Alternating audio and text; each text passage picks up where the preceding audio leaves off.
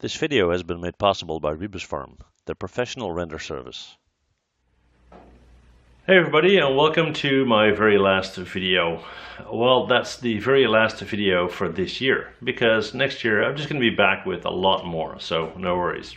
I just wanted to take a moment to thank you guys for your support. A lot has been going on this year. I posted something like 200 videos and I doubled the amount of subscribers. We're getting close to 40,000, so I'm really thrilled about that, and that will allow me to do a lot more next year. Okay, so that said, thank you guys again. Love to see you guys next year, hopefully in good health, and we'll have some fun. All right, now for today's tutorial, I thought it would be appropriate to do a video on how to create fireworks in Maya, so that's what we're going to do. Here we go. So guys, 2 more days, or at least depending on where you live, 2 more days. 2 more days until 2017, so I thought it would be appropriate to do a video on how to create fireworks in Maya, okay? Now this option has been around for a while, and I actually did a video on fireworks a few years ago, but considering we have basically a pretty new setup in Maya, I thought it would be good to do a new one on it, okay? So it's basically a preset using particles and running a script where there's an emitter and there's a 3D box and so forth. But all of that sounds pretty boring. So what I'm going to do is just set up a basic setup for fireworks, and then we're going to start to tweak settings. Okay. So first of all, you need to see your animation slider here. If you don't, go up to your modeling menu right there. Go up to Windows, Workspaces, and select Maya Classic. Okay. Once this is visible, we're going to go into our FX menu and we're going to look for effects right there. Now, as we select that and we go down to fireworks, we have an option box here. And when we click that, we've got a whole list of settings and sliders that we can play with. But we're not going to do that now because this assumes that you know upfront what your settings will be, and we want to actually tweak them as we move along. Okay. So instead, I'm just going to go to Effects, Fireworks. I'm just going to click on Fireworks. That's it. Now, when I do that, you can see this little thing in the middle there that's been created. That's our emitter, okay? And what we're going to do is we're just going to simply hit the play button. We've got a number of frames set up here, so we're just going to hit play and see what happens. And as we do that, you can see it's starting to generate fireworks, which is pretty neat, okay? Now, what's good to know about fireworks is they can be rendered, obviously, but they can be rendered in Maya software, not in Maya hardware. They can not be rendered in Arnold. However, they can be rendered in Mental Ray. Okay, so if you have Maya up to 2016, you're good. If you have Maya 2017, you need to get the NVIDIA Mental Ray plugin for Maya 2017. Okay, so that said, let's just play this again and see what it does. There we go, looks pretty cool.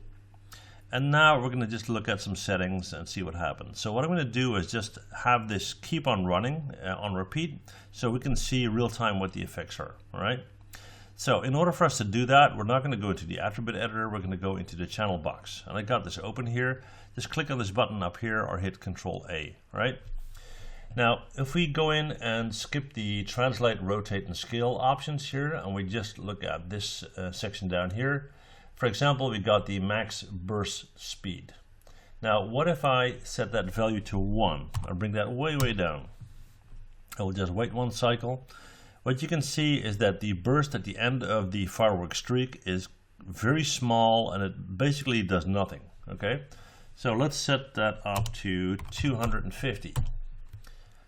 You can see that the spread of the burst is much, much bigger and much faster as well. Okay, so let's set that to something in between, maybe 80 or so. And yeah, that looks nice. Okay, so then we have the minimum spark count and maximum spark count. Now, the minimum is set to 100, the maximum is set to 200. So if we tweak the minimum, you wouldn't really see a big change. However, if we tweak the maximum to, let's say, 5, you'll only get 5 sparks per burst. Okay, so that's pretty much clear what that does. Okay, So here we have a spark color spread. So if you want to have the system come up with multiple colors, and we can't really see that here, but trust me, when you do that, you'll add more colors to it, okay?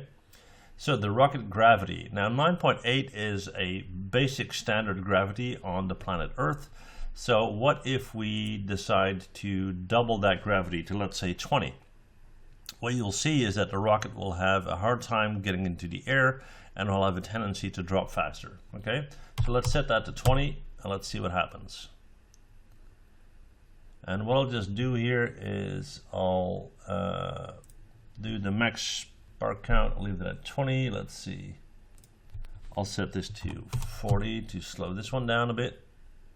Yeah, there we go. So by increasing that gravity, you see that, and I'll just go back a little bit. You see these curves here at the top here. So before the fireworks burst, they have a tendency to drop down because I increased that gravity, okay? So let's set that back to 9.8. If I can find it, where did it go? Right there, 9.8. Let's see what else. Okay, so show all burst positions and slow all launch positions. I wouldn't turn that on, but I will show you what it does. If I turn this on and I hit play, it will kind of record locations on screen where a burst took place. And it kind of remembers that. It's kind of hard to see, but you will see gray markers. And I haven't found any use for that at all just yet. And if you know whether that is useful for another reason, just let me know. I'm not going to touch that. Okay, so leave that off. Now this is all about the trail. So this tail section here. So let's see, we got the trail emit rate. Okay, so how fast does that go? Let's set that to 500 and see what happens. Okay. You can see that it's starting to get thick and blotchy, if you will. So let's set that back to 50. And it looks much more natural, okay? Now, we have the trail emit speed, the trail emit spread. So this is the speed. Let's set that to 5 instead of 0.5. And you can see that the trails are shooting out much faster. And that would be something that you could use if, let's say, you got a set of these baby firework arrows, you know, the small ones that take off really fast. You can do that. Let's see, I'll just switch that back, hang on. Yeah, 0.5. The emit spread, let's try 10 instead of 0.5. Okay. You can see a totally different effect, and I'll try to zoom in on that a little bit so you can see that a bit better. You can see how that spreads out more. Okay, we'll do 0.5 again, and you'll see that it looks much more like a line. Let's see what else we got. We got the size, we got the max size. That's pretty self-explanatory. The trail glow, that's an important one, and especially for your render. This is at 0.3, so what we'll do is just take a shot like this and we'll just stop it. Let's see, the glow, that's the one I was working on, 0.3. We're going to go into render settings. We're just going to take a basic Maya software approach here, and we're going to hit IPR to render that out, which will give us this. And then we're going to go in and we're going to set, actually let's do that again so we can do a comparison. There we go. And we'll just save this image. Okay. And then we're going to go in and we're going to set, let's see, where do you go? 0.1 on the trail glow. And down here we have the spark glow. We'll do 0.1 as well.